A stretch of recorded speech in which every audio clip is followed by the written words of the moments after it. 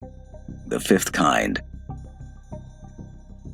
Hey everyone, I'm Billy Carson, aka Forbidden Knowledge, and I'm here to talk about the Lost Ararat Project, a brand new project where these amazing souls are here to help us discover untold truths and hidden truths about the world we live in today and how it's tied to the ancient past. I'm here with, of course, Matthew LaCroix, best-selling author. I'm here with Brien Foerster, the worldwide known researcher and archaeologist, and of course, Paul Anthony Wallis, another best-selling author. Welcome, gentlemen, to this incredible podcast. It's an honor to be here with you all. Thank you, Billy. Oh, thank you. It's a pleasure. Thank you, Billy.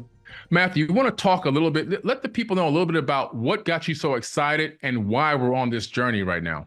In that time frame that you and I had that first conversation when I was in LA that time, and I called you and I was like, I said, I found this ancient site, Zernaki Tepe, and I said, it's got these strange polygonal walls and megalithic designs that look really similar to South America and has these mysterious origins, but I don't have any evidence to prove my theories of it connecting to an ancient Sumerian Noah connection because Mount Ararat was right there. But I had theories. And what was strange about that was instead of having something bend to that theory, I actually sort of forgot about it for a little while. I went off and I was doing other projects, and all of a sudden other things came into my life where I realized the scope of that discovery and how big it was. And it blossomed to potentially being what could be the first cross on Earth, the first chalice, the first iconography from the Tree of Life and the Sumerian depictions like we see with God Haldi and the lion, and all of these ancient triptych teachings we see around the world. It started to grow bigger and bigger. And before I knew it, a film was being talked about by a lot of people. And it was something that was brought up to me. And we thought, you know what? This is big enough and has enough evidence to truly change history. If we want to do this right, we have to represent expertise from a wide variety of areas. If we're going to say something biblical about a first cross, we need Paul Wallis there. Extensive background in the church. If we want to talk about something megalithic and its precision, we need the world expert on megaliths, Brien Foerster. What we need is to create a dream team to tell this message in the way that it needs to be told. And that's what we're trying to do right now. The project will be us going on the ground to make discoveries around Lake Van in Turkey, Ankara, Turkey, at a museum with an ancient relic hiding in the basement there, as well as flying across the world to Brian's wheelhouse area in Tiwanaku, Puma Punku in Bolivia, Lake Titicaca. And so this is going to be a film that goes all around the world to make discoveries and truly change history and connect people to a lost aspect and origin point that we forgot thousands of years ago. Oh, it's going to be amazing. Brien, if you would like to start, for those who don't really know who you are or what you do, can you just give a quick summary? Sure. I've been fascinated by ancient mysteries since I was a young boy, and so that led me to do a lot of traveling. I've been to about 100 countries, but I decided about 15 years ago to base myself in Peru because it is the most enigmatic little country in the world. There are more mysteries and enigmas and lost information. The site we're going to be looking at in Bolivia is called Puma Punku and Tiwanaku. They're actually both the same location. It's just they have different fences around them. And no one honestly knows who built them. The standard story is that the Tiwanaku civilization constructed these locations between 100 AD and 1000 AD, but it's clearly impossible because they were constructed using very advanced machining technology, which to some degree we can't replicate today. So that's why, that's basically my background is a focus on megalithic sites, megalithic structures, lost ancient machining technology. Beautiful, incredible. And Mr. Paul Anthony Wallis, amazing best-selling author of the Eden series. Can you talk a little bit about your passion, your history in the church, and how you got to the point you are now? Sure. Well, I'll start off by saying that just like you, Billy, I remember the conversation I had with Matt when he introduced the concept of this movie to me. I was interviewing Matt for Fifth Kind TV, and as you say, Matthew is always enthusiastic for his work and his finds, but this really was off the chart. This box represents our way out of this matrix of control and the system that holds us back. It essentially is summing up everything. No wonder this has been a hidden site, guys. You've shone a light on a number of very important sites, the study of which is going to change our understanding of the planet's history, humanity's history, who we are, and where we might be going. We're at a point where it's a massive paradigm shift that's about to occur in our reality. This information has been known by many powerful people, elites, those who are in charge of this narrative for a very, very long time. We don't know how long. Could be hundreds of years, could be thousands of years. This has been carried down with this knowing, but there was obviously a decision made to hide this information that I believe is traced back into the emergence of the Holy Roman Empire, where it was an attempt to control history and the narrative in a way that it's never been before. And that has continued on to where we are now. And for that interview, I really only had to ask about 4 questions, and we had 2 hours of material. And I could see that Matthew really did have something with these finds in what was ancient Armenia. And we looked together at the symbology on this ancient relic that he mentioned that's currently housed in Ankara. And that really grabbed me, because I could see that the symbology there was out of time, out of place with all the timelines that we have for the history of humanity and the history of thought. And I was fascinated by the appearance of these ancient crosses, these ancient chalices, ancient griffins, and trees of life. And I thought, okay, Matthew's got something here. And then Matthew started talking about the dates, and I was thinking, oh, well, that could be right. I'm not sure. So I went back to my research, to my wheelhouse, which is ancestral narratives, the interpretation of ancient texts. And that's my background. My background, as you say, Billy, is in church ministry. I was for 33 years in church-based ministry, training pastors as a theological educator. And I trained them in hermeneutics, the principles of interpreting ancient texts and the history of Christian thought. I was a church doctor in that time and an archdeacon for the Anglican Church in Australia. So that's my background. And all that work, well, the church doctor forced me to engage with experiences that are very stretching, that take you into the paranormal and begin to stretch your worldview and your understanding of who and what we all are, but all the time engaging with ancient texts. When I went back to my ancient texts, just to go over in my mind what Matt had told me, I began to realize, oh my goodness, I think Matt is absolutely over the target here.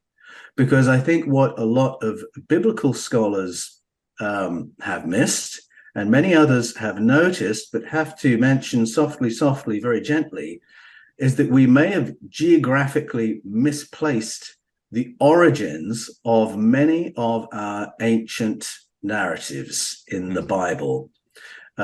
Conventionally, we're looking in southern Mesopotamia. We're looking at the emergence of the Bible from out of the annals of ancient Sumeria, Babylonia, Arcadia, and Assyria. And we miss the vital role that ancient Armenia played in the story of humanity. If we're going to take seriously the global recollection of a population reboot at some point, we have to go into Armenia.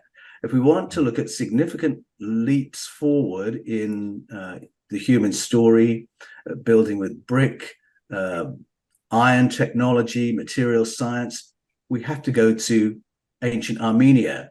And when you start probing the root meanings of key words, you'll find geographically that will take you into the high country of Ararat. It will take you into ancient Armenia. And I believe that there are stories of human origins deeply embedded in the Bible, which have often been mistranslated, and that place us geographically exactly where Matt is taking us in this movie. So after I'd done a bit of homework, having interviewed Matt, I knew, oh my goodness, I've got to be involved with this, not only because it helps to rewrite where we think our ancient texts have come from, but because when we get into the symbology to be found on these ancient artifacts in these ancient sites, it takes us to a time that predates every religion on the planet, predates the Judeo-Christian tradition, predates every wisdom tradition, and takes us to the experience of our ancestors in the deep, deep past. And timelines is something I'm sure we're going to be discussing at length in this movie, to the root of where so many of these experiences and aspirations of mankind really come from. And then, of course, we have Matthew LaCroix. What got you into the passion of ancient civilizations? Because when I first met you, you were an engineer that was already an expert on ancient text. I was like, this guy's an engineer, but he's doing ancient text. He should be doing this full time. He's too good. How did you find this path to where you are right now? Well, first of all, thank you very much, Billy. And Paul, that was beautifully said. I could not have said it better myself. That's what we're trying to do. Everything he said. And I just want to mention, Paul actually came out to film when he did Open Minds at Gaia, and we got a chance to go hiking and spend the whole day together. And we talked all about the ancient symbols and our thoughts about it, and reflections on if there's any holes we could try to find or things we could try to figure out that we just didn't understand. And it was a profound conversation. And Paul and I really got to the heart, I feel like, of a lot of these mysteries and try to uncover them. But that's what it really is, trying to understand a mystery. And I have to give a lot of credit to a man that's on this call right now for my journey. Brien Foerster is undoubtedly one of the most important people in that for me. Because Brien, what he did is he would go to these sites, he would say, look, I'm not going to show you any fancy stuff with graphics or anything. I'm just going to point out to you with an expertise, showing you the angles, the perfection of these blocks, and then showing you the contrast of the more primitive work above it. And I want to show you the difference and show you that narrative that they're both created by the same civilization does not hold up and does not make sense. And he, more than anyone else on this planet, has gone to more megalithic sites to document what is not aligning with history and what falls into this lost narrative than anyone else in the world. So I want to commend him for that mission. And so it's truly an honor to have him a part of this, to take his knowledge of Egypt and Peru and Bolivia and Mexico and other places around the world, take it, go to what might be the origin point and see if he can verify that for us. And Brien is very casual to say much, but I know that Brien is interested, he's very curious, and we're going to take him to these sites. And that's how we're truly going to change history, is by bringing experts like Paul and Brien and me to get there and actually be on the ground. And so that's really what started me, is this curiosity and wonder for this. And I think I just want to mention what Billy said is I think why I became connected with this discovery is because I was obsessed truly with the Sumerian, Akkadian, Babylonian, and Chaldean accounts of history. So I would read every single version of those cuneiform tablets. And of course, Sumerian is not the same language as Akkadian and Assyrian. They share a wedge-like design of their writing, but they don't share the same language. And so you're actually reading different language versions of those ancient stories. But most of those stories had an origin point of talking about either whether or not almost like our creation origin point, or an origin point talking about these events and when they first happened and what happened to us. And those stories go back to these ancient Sumerian kings. And the last Sumerian king, known as Utanapishtim or Zayasudra, who has very, very such strong correlations that any kind of biblical or ancient history expert agrees that it was derived, the Christian religious version of the Noah story and the flood was originally derived from the Sumerian version of the Atrahasis, and then later the Epic of Gilgamesh combination with what's also called the Legend of Itsubar. And those all contain nearly identical flood stories from an ancient Sumerian lineage, last king, who survived this catastrophe. Of course, Gilgamesh in that story goes and seeks out the Noah figure to try to learn the secrets of immortality. But remember, in the story, this last Sumerian king Noah figure with his family members, these bloodline descendants of him, instead of thinking of it like the Russell Crowe movie where he's like got a beard on, he's got like a primitive clothing on, we need to think of it more as looking at it as he was an ancient priest and a king. Okay, that's what the text described him as, an ancient priest and a king, just like Ashurbanipal was, who was trying to preserve and protect history and had an ancient lineage bloodline that was described as needing to be preserved. And this text described him as landing in the Mount Ararat, either on Mount Ararat or the mountains around Mount Ararat, which is what's so perplexing because they just disappeared from a lot of the history records. We had biblical accounts of what those lines might have been, but we didn't have any archaeological evidence to back any of it. Or that it was from an older time period than we're told, like Paul says.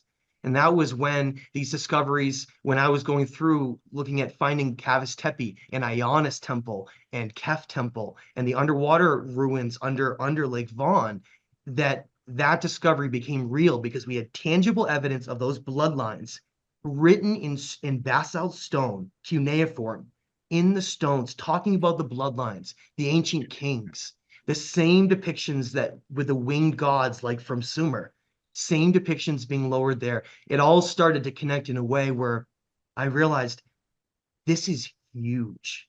This is not something I can take on alone. And that's why I brought on these experts, these gentlemen, as well as an incredible director, 2 producers, one of them who's done high budget Hollywood films with like Robert De Niro and Bradley Cooper. We have incredible talent on this and a team that is going to bring this story to life and embody it in humanity to try to teach us what we've truly lost. And that's what I believe that the Lost Ararat Civilization, as I'm coining it, around Lake Vaughan is that missing link. I have a quick question for Brien, by the way. So, Brien, I know you're an expert on the megaliths, and you've been looking at a lot of these stone structures for literally decades. I mean, your work has been so inspiring. And what types of stones have you seen out there in terms of like, crystal, granite, diorite? What kind of stones actually exist at some of these ancient sites?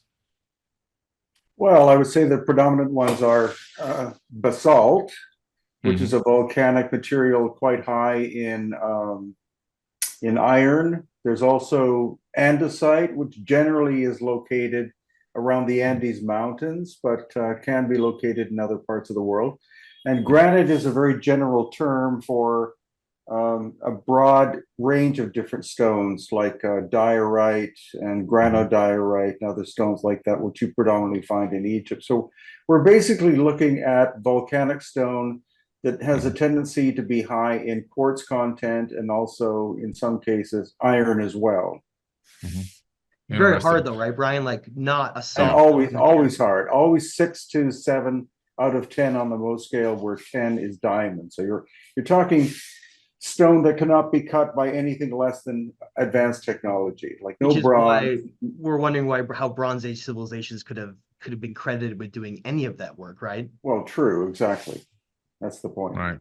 Brien, it's going to be wild. What are your thoughts on the types of stone used? Like we talked about different types of igneous and metamorphic rocks, but specifically basalt and andesite. Do you have any thoughts on why they might use that? You mentioned high iron content, maybe like a type of magnetism that's possible at some of these locations. But I just wanted you to just mention that, your thoughts on that, because what are the chances, and this is what's kind of bizarre, is that I like to think of myself as someone who studied well under you, and I'm not aware of any other or very few other sites, if any, besides Tiwanaku Puma Punku that used andesite in an extensive way besides Ionis and the Ararat civilization is Turkey. It's like they were mirroring each other, and there are other comparisons we can make with the lake depths and other things as well with the mountains. But what are your thoughts on seeing so many megalithic sites, as I said, with basalt, andesite? Is there like an energetic function? What are your thoughts on that? Yeah, there seems to be a direct relationship between energy or vibration and the type of stone material. So the denser a stone you have, the more resonant or vibrational its characteristics tend to be. So that's why basalt and andesite are very good candidates for setting up even a vibrational field, because some of the structures, ancient megalithic structures in in Peru, around the city of Cusco, there is an obvious, there used to be an obvious vibrational field that was created after the construction of the site itself. So when you would walk inside the structure, you would literally go into an alternate state of consciousness. That's where our term alter comes from. It's from alternate state, which of course Paul would know all about. So yeah. So and isn't it interesting that there's an altar at Ionis where the cross is right there? Like they pass something down there, like a doctrine, because they have the cup to the chalice, which is passing some kind of a spiritual religious doctrine. So what they passed there is interesting. If they may have been very, very interested in andesite and basalt, like you mentioned, for those energetic vibrational reasons, and the fact that they would go to us almost the same type of location, the same type of stone, incredible depth of a lake, like makes you wonder this obsession with on the idea of a navel, right? The navel of the world, like Easter Island, or we see other aspects of navels as well. It makes you wonder if, for those who don't know, Lake Van in Turkey, where the civilizations just are literally is built around the lake at different points, at Lake Titicaca and Lake Van are both over 1,000 feet deep, some of the deepest lakes in the world. And so it really brings in the comparisons with the same, like massive volcanoes around it, enormously deep lakes, like if they were almost mirroring each other in both places. And that's what I can't wait for Brien to get on these sites and to be like, I feel like he's almost in South America. Like this, that's what the kind of feeling I think he's going to have. I love what Brien just said about the properties of these sites that are constructed of particular stone, and the properties of stone with particular iron content, and how it impacts the human experience in those sites. It just reminded me of what Plato had to say about ancient and previous civilizations when he gets onto the topic of the prior civilization, the Atlantean civilization. He says specifically that they were experts in metallurgy. And I noted earlier that you go into ancient Armenia, and the ancients remember the people who lived there for being the pioneers of iron technology. Now, when we hear pioneers of iron technology or experts in metallurgy, you and I probably think, oh, okay, so they were building things like the Eiffel Tower, were they? So that we will find this ironwork in the civil engineering, but we've made a huge assumption as to what they're using these metals for. And I am coming to the conclusion that what Plato is referencing is not just civil engineering. He's talking about all the properties of these metals with which the ancients worked, and it has to do with health, and it has to do with altered states of consciousness. Incredible. Yeah. I'm glad you bring that up, Paul, because quick question. Now, a lot of people, believe it or not, that are part of a religion, Christianity mostly, they tend to believe that the cross is something that began just a couple thousand years ago. Can you talk a little bit about the origins of the cross being far older than the story of Jesus, aka Yeshua, in the Bible?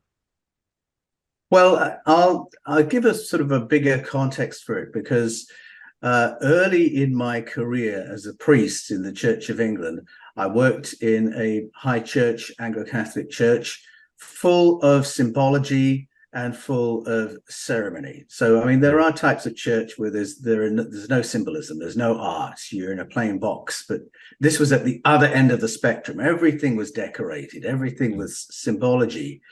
And I was taught all the Christian interpretations for the symbology we were using, what the altar meant, why we had an altar stone that had to be ancient, why we had a little cupboard in the corner where we would keep a piece of consecrated bread, and why there'd be a candle flying over it, why when the bishop turned up, he would be vested in purple, why he would be carrying a stick shaped like a shepherd's crook, why he would wear a skull cap, why we would do processions, why we would wave incense. Everything had a Christian meaning. And yet, as I continued my theological journey, I realized that if somebody from ancient Rome had turned up and watched our procession, he would have said, "Oh, you got that perfect. And I can see who's in charge here." Somebody from ancient Persia would turn up and say, "Oh, I can see who's in charge because he's wearing the royal purple chosen by King Cyrus in the 6th century BCE." Somebody from Second Temple Judaism would appear and say, "Oh, I can see you've got the showbread, just as we have." And bit by bit, I discovered that all the symbology that I was familiar with was far older than Christianity, far older than Anglo-Catholicism, and that these symbols all carry earlier meanings. I talk about this a bit in my book, The Eden Conspiracy, where we pick up a nous at Tel El Farah, which has symbology etched over it. And conventionally, we would go and we would say, "Oh, we know what these symbols mean in ancient Judaism," and we'll come up with an explanation that this is all about harvest festivals and when to hold them. But symbology travels a long way and often predates what we think its usage might be. If you look at those same symbols and ask what they mean in the root culture, which, as I mentioned before, is the culture of ancient Sumeria, those symbols all carry a different meaning. And we realize we're looking at a star map, identifying where the person referenced on that nous came from and how they got here. So there are all these layers of information. And so you go to the cross and you might say, "Oh, I know exactly what that means. That is a message about atonement." Well, in my work in the Eden series, I've shown that atonement is not the correct framework for the ancient Christian texts, that's not how they discussed the cross. It did not mean that to them. And now, when we get into ancient Armenia, we discover that the shape of the cross was carrying a meaning which predated Christianity by thousands of years. And I find this really appeals to my sense of humor, because the message of the cross is so central to how we conventionally understand the Christian story. And yet, just like those other symbols I mentioned, it goes much further back and carries information from a far more ancient period in the human story. And that's one of the things I'm really looking to exploring on site when we get to those sites in the new year and drill down into what were the original associations. What did the cross mean before it got hijacked by a religion of guilt, worship, obedience, and the need for atonement? Wow, that's going to be so powerful. So powerful. And Matthew, you know, we have a book coming out now. It's finally done. Thank goodness it's done. The Epic of Humanity, and by the way, thank both of you, Brien and Paul, for giving a review on that book. We appreciate you so much. The book is finally here. And in this book, Matthew, we kind of really go and try to, give people the true epic, going way back in time and coming forward. And, what you see in there is you see text, ancient tablets. I've got papyrus and cylinder scrolls. We've got, all this information in there, but they all seem to be interlinked. And the deeper you dig, the further back you go. So what we're finding is we just keep kind of moving back and back to get to this origin point, which is what I think you've been able to do. When you started researching all these different tablets and all these different texts, did you ever foresee us going this far back in time? No, and actually one of the things that's been very interesting coming out of it, studying climatic events in Earth, studying the younger Dryas, older Dryas, oldest Dryas, and then other climatic periods of ice ages and interglacial periods. The conclusion I've had to come to is that studying that flood story that's in the original Sumerian narrative, the Atrahasis version, the original version, and then connecting it to the ancient temples, like we're talking about, with an altar, with the first cross, and these lineages that go back to these Sumerian kings, it's made me realize, wait a minute. So what we're talking about here is that civilization, as we're told in school, the doctrine is only 6,000 years old when we emerged out of being hunter-gatherers and started something different, right?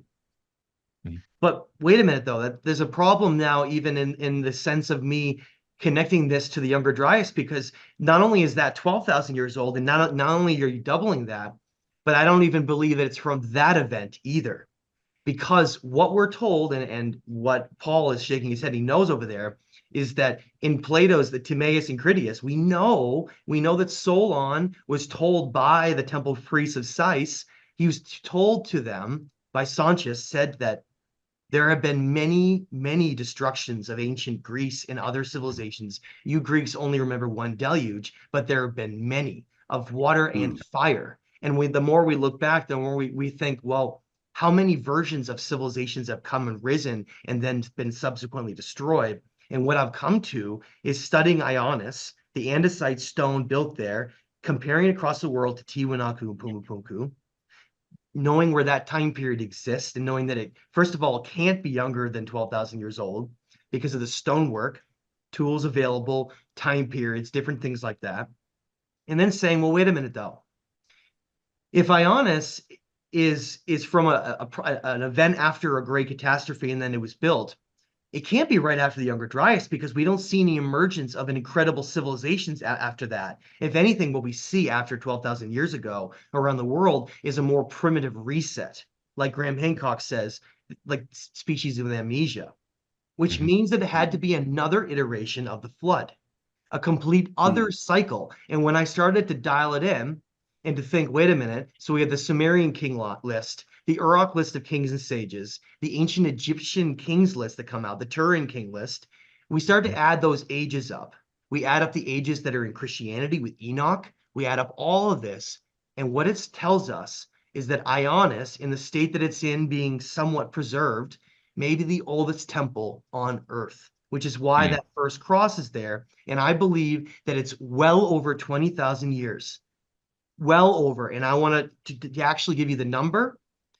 We look at the ages of all this. I believe that Ionis, and this is going to be difficult for some to accept, but I had to go back and look at Zep-Tepi periods of Egypt and different periods of alignment with star systems and different climatic periods. And what I've come up with is that I believe that Ionis is potentially 20, 30, could even be 50,000 years old, which would align with these Atlantean narratives from Edgar Cayce and others of this lost chapter in history when it seems to have been like a golden age where information was lowered about ascension and higher consciousness, but also building giant temples and pyramids. And it traveled around the world and they built all these things. But where did it come from? Where did it start? Where did those sages come from? Where did that knowledge come from? That's what's so exciting about this, and how I think that Ionis and Kef Temple and Kabis and the whole Lost Ararat civilization and the connections to Tiwanaku and Puma Punku is going to be profound enough. And this is a loaded statement, but with experts like Brien and Paul, with the amount of money we're going to raise and to have something so high budget to be seen by millions around the world, being followed by something like Ancient Apocalypse, thank you, Graham Hancock on Netflix, this is now a progression to change this narrative so that foundation of sand, like he says, finally collapses and the entire narrative and doctrine changes. And this film and discoveries that we're going to try to connect here has that potential to do that. And that's why it's so powerful. Yeah, absolutely. Wow. I think the flood is a great entry point for a lot of people into these questions and the questions of previous civilizations. And I know when the Younger Dryas cold event really began entering into mainstream conversation, a lot of people got very excited. And so a lot of religious believers said, oh, this is great. This is an affirmation of our flood story, because there was flooding at the tail end of the Younger Dryas. It must be that's being remembered. And then students of Plato said, oh, this is really exciting because the tail end of the Younger Dryas coincides with the timeline that Plato had for the loss of Atlantis. Except that's not the only flooding in the planet's story. There would have been massive flooding at the beginning of the Younger Dryas cold period, the events that triggered it. And in my research, which, as I say, is in ancient texts, indigenous narratives, I find evidence for multiple flood experiences. So you go to Genesis, there's a flood in Genesis 1. There are 2 floods in Genesis 6, stories that have been fused together. There's another planetary reset in Genesis 11. And in fact, I think by the time you get to Genesis 11, you've read about 5 planetary resets. Plato argued that planetary resets were actually a regular occurrence on this planet. And he said every 5,000 years or so, something will happen, something to do with objects in space impacting the conditions on planet Earth that will mean there's going to have to be a reboot of some kind. So there are breadcrumbs that lead people into this territory, and we might start off with what seems a simple picture or a recent picture, but the more you probe, the more you realize this is an ancient story of multiple confusions on our timeline, multiple impacts on our planet. And I'm so excited to be probing this with you guys in this project, because I think there is so much more information that has been carried in our texts, but also archaeologically, when we start looking at fire damage and water damage around the planet. And I think getting further down that rabbit hole is going to be exciting, and is going to change our view of the history, not only of humanity, but of the planet. No, for sure. And I think that Brian's going to have a lot to offer to add to that, because we're talking about catastrophes, like you say, happening in these cycles, but these megalithic sites still withstanding till this current day, the majority of them. Yeah. So Brian, in your research, have you seen any evidence of the construction techniques that will allow these megalithic structures to withstand earthquakes and other types of geological disasters? Oh, definitely. But what we also see is actually relates to what Paul was just talking about, and that's fire damage. So we see vitrification, which is turning stone into glass. And in a lot of locations, at Karnak in Egypt, at different sites around Lake Titicaca, we see obvious signs that usually from the east, there was a heat source that came, possibly plasma ejection from the sun, that struck these sites and partially damaged them way in the distant past. So yeah, there's definitely evidence of that. All of the megalithic structures tend to be earthquake proof, but I think that's simply a side product. I think, again, the original function was that these were vibratory structures of some kind, being the energy of the earth channeling itself into the structure and setting up an alternate field of energy inside each one of these structures. Yeah, incredible. Yeah, this is going to guide us, towards a whole new path. Matthew, what are the implications for, us on this planet based on this new information coming out? How is it going to affect us? It's difficult to keep building it up in a way where people might be like, that can't be that big. But honestly, it is. Because like if Paul remembers, when I pulled him into that Fifth Kind show, and I was like, Paul, look at this box relief, this giant stone basalt box from Kef Temple, right? Check it out. And I remember him like staring at it, and he was kind of quiet for a little while. And we ended up talking about it for like almost an hour, I think. Because on that box, which came from one of the adjacent sites, one of the ancient temples that I think aligns with potentially like a rising of the sun, and then the other temple represents a setting of the sun. I believe that's what their functions were aligned to, as I've been studying the sites. But the box itself from Kef seems to be some kind of like a teaching cipher for understanding these, not almost like doctrines, but doctrines in a way from a pure standpoint. So a doctrine is just like a set of rules, a set of thoughts and processes here. But this specific set that they seem to have carved precisely into this gigantic basalt box seems to be like a teaching that was passed around the world, and it has these grooves underneath it that are very bizarre, like it was carried just like the Ark of the Covenant. And it's quite large. It's multiple feet by multiple feet long. It's quite a large box. But on the box, has these teachings. And the teachings seem to be closely associated with the same types of teachings we see at Ionis, but as like more of like a connection with understanding, a wider understanding of what was passed at Ionis. And what I mean by it is that we get these symbols that are then shown all around the world. And Brien sees them all over Peru and Bolivia. And what it is, and this is what you start to wrap your head around and get wild here, is imagine that these ancient civilizations were embodying the knowledge of something into structures that literally represented aspects of teaching and totalities, but also connecting to the stars and creating this unison between heaven and earth. And in the Kef boxes, they have this symbol that is a ziggurat step pyramid, has exactly 3 levels, okay? There are 3 of them, and each of them has a door in the center, okay? The central ziggurat doorway is precisely above this god Haldi. Above on his head, he's got the fleur-de-lis plumed symbol on his head, fitting into the very center doorway that then above it has the fleur-de-lis flowering with the 2 griffins on either edge protecting it. Paul knew exactly what he was seeing when he saw that. He was like, this is an ancient spiritual religious teaching.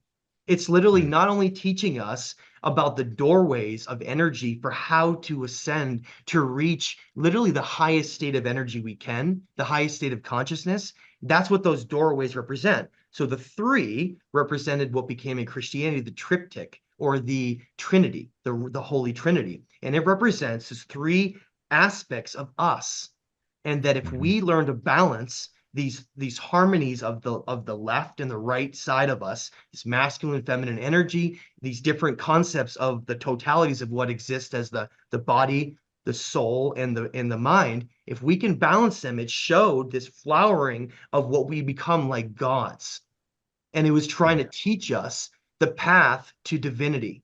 And along with those symbols, they have the ziggurat stepped doorway pyramid with the inverted version built right in, with also arrows showing up, down, up, down, up, down, showing you the hermetic law constants that came out of Hermes, out of the Greek Hermes, which literally, I believe Greece came out of this civilization. Because the same griffin symbol, the same symbols we see embodied into the ancient Greek civilization, which, by the way, Plato talks about, with Solon talks about, that was a civilization that existed during the time of Atlantis. We're seeing what may be the origins of the ascension teachings and the origins of religion before it took a very different turn later on. Now, not only that, but Haldi is holding a chalice in his hand while he's passing the seeds of knowledge, or seeds of the tree of life, which is shown right next to it, with, right above it, this T-shaped pillar over and over again above the tree of life, showing this balance of all things. And we see those symbols spreading all around the world from that point. So if we were to study the Kef box relief, which we are, that's why we're going to that museum in Ankara, and we're connecting it to Ionis and all the symbols, and then we can figure out what they mean based on the associated understandings.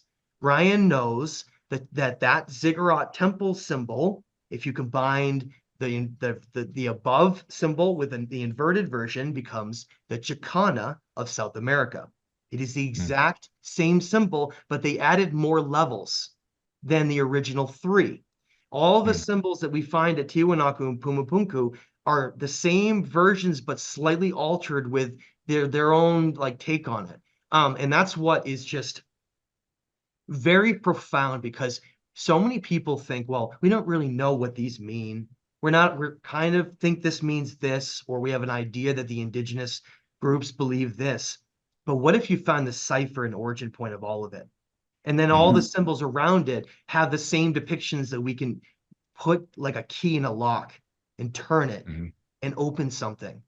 And of course, it's purely symbolic. But what's inside that may be this key to us finally coming together to realize the origin point of who we truly are and what we could become.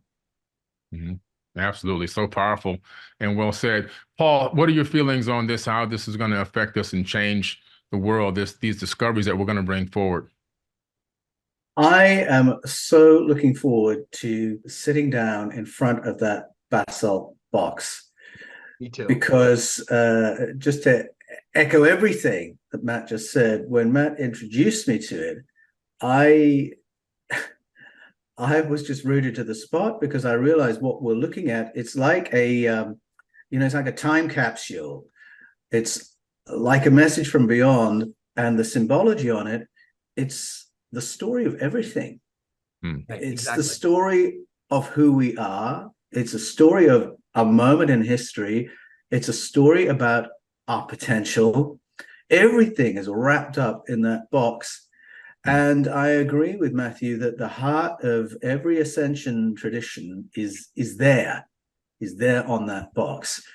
The effect, for me, the effect is to have so much more respect for antiquity and for the information that's been carried through the ages from the earliest of times, because ascension traditions are fascinating. They are often not the main syllabus of a religion or a spiritual tradition. They're certainly not the main syllabus at school.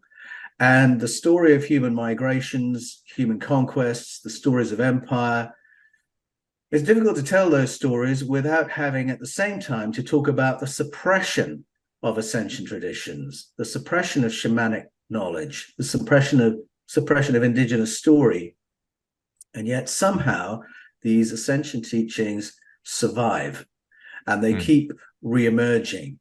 And for me, as a student of religious thought, it's fascinating that I can go anywhere on the planet, to any culture, to any period in time, and there will be an aspect of previous, ancient, lost knowledge resurfacing via this indigenous priesthood, via this secret society, embedded in this symbology at this site. And to get to the root of all that, the root of the information that will never go away, that is always protected, that always reemerges, is going to be so exciting. I remember, I think it was J.B. Phillips talked about the experience of retranslating the New Testament. And he said it was like rewiring a house with the power still turned on. And I think that's the experience we're going to have as we go to the root of all this information, the information that lies at the heart of every ascension tradition. And I think because it's at the heart, because it predates everything we've been taught, it has the potential to unify people in a powerful way, to release people from narratives that have dominated for a long time, that have kept people bound, controlled, managed, and not exploring, and inspire a whole new era of hunger, appetite, exploration. It is really the information and energy of Renaissance. And that's my grand hope for what's happening right now, and the information we will find at these sites. That's the energy we will be tapping together. And Brien, what are your thoughts on how this will affect civilization on this planet as well? Well, I think to find, what you might call the source would be absolutely profound. It does make sense that it would be located in an area such as Armenia and Turkey, because so many ancient traditions go back that far.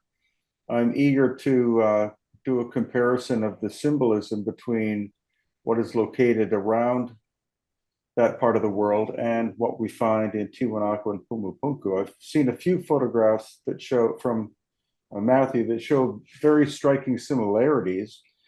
So to see if there's an even stronger link would be really interesting.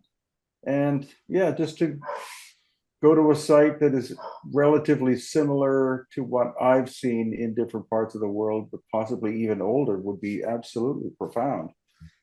And can I add something to that really quick, Billy? Is that for those wondering, some of these sites, if you haven't heard of them or how all this just came out of nowhere, is that some of them have been only excavated as recently as 2017, 2018, 2019. So some of these are brand new. Some of them are older, that they very much stayed under the radar. Like for instance, Kef Temple was found in about 1952 and very hush hush. Nobody talked about it. But other sites like Ionis and then the underwater ruins off of Kef and Adel Savez are extremely new discoveries, as well as some of the work being done up at Zernike Tepe, are all cutting edge new discoveries. And Brien mentioned, and I want to reiterate and just mention this, that the archaeologists that are there are doing great work, and we're going to have a lot of utilization in their archaeological papers from their findings. And I have great respect for that. And we're going to be actually using some of that data and some of those quotes in the film. But I will say is that because of the doctrine that exists, they all believe that civilization that we're talking about right now around Lake Van in Turkey, they believe that it's part of the Urartian civilization, which was somewhere around 5,000 to 4,500 years ago, is when that civilization existed, and they did. And it was actually kind of a warlike civilization. And because of that, the archaeologists then took things like the Kef box that we were just talking about, and they believe that a lot of the symbols, like the Tree of Life, Seeds of Knowledge, are like war symbols from like arrows and spears. And the whole thing is very sad to see them labeling that and associating it with a complete wrong time period. And for those interested, we will be showing you, and you can see images on the site, thestageoftime.com, and with the documentary film page, you can see the very, very primitive brickwork above, very, very easily to see. Some of it's so eroded it almost looks like sandstone. That's the stone that's like a sand, but you'll see the brickwork that's very primitive, and then you see the incredibly beautiful basalt and andesite below it. That's part of this other civilization. To link those is laughable, but I will say they're only off by about 8 to 10, possibly more, 1,000 years from the wrong civilization. But that's what our job is to go in and try to take this evidence, take the work they've already done as credited archaeologists, and use it all to our advantage to change this narrative. Sure. Absolutely. And, just from my perspective, my point of view, I remember a few years ago, Matthew, actually the day that we talked about doing the Epic of Humanity book, which is finally out now. Three and a half years ago or something? 3.5 years ago. Yeah. I went up to Maine and hung out with you. We went to a private island. We did a podcast on the myth of Adapa. Right. Yeah, that was great. And what I see coming out of this is the knowledge that's encoded into that tablet, not just by reading it and saying, oh, this is what they said, but actually feeling it and experiencing the fact that we are powerful beings, that we are supposed to seek the light, that the light is already in us and the knowledge is already inside of us. We just haven't tapped into it fully yet, and to be able to help humanity reach its full potential. And does anybody have any final words? Yeah, I just wanted to say, get your boots on, guys, and come with us, because we're going on the ground to all these incredible locations. Some of them we have to hike to the top of mountains. These are not tourist locations with all kinds of fences and people snapping pictures. This is off-grid, new discoveries, mysterious unknown history. We're going to go in there.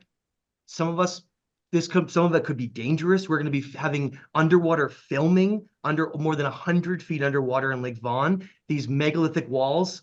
The only, as I talked to Brien before on the phone, or before on the call here, is that as far as he's concerned, and as far as he's aware, and I asked him, is the only megalithic wall that exists underwater in the world is at Lake Van, off of Adel Savez.